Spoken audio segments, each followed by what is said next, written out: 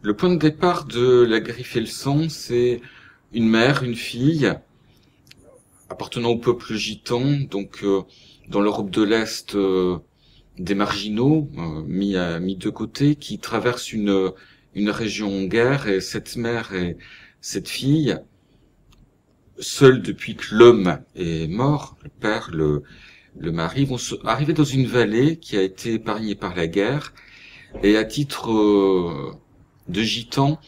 on va les obliger à porter un manteau rouge à capuchon, qui est une sorte de signe d'infamie. Mais on va les accepter aussi parce qu'elles sont sorcières, elles prévoient l'avenir, elles soignent les gens. Et donc elles vont être au contact de ces gens qui sont brutes, qui supportent pas l'autre, l'étranger, la différence. Et elles vont un jour être rejointes par un étranger, un mercenaire, personnage inquiétant, beau, vêtu de noir, avec des armes, etc., qui va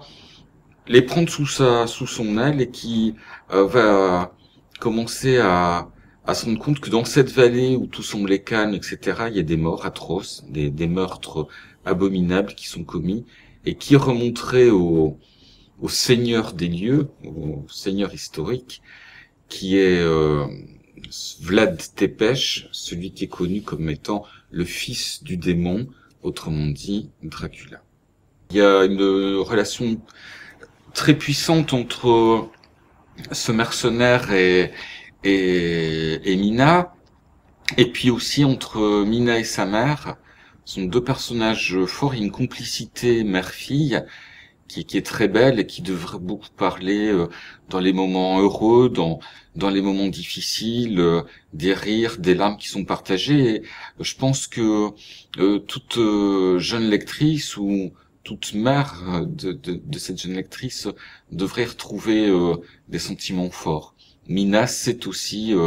une jeune femme très moderne et donc d'aujourd'hui.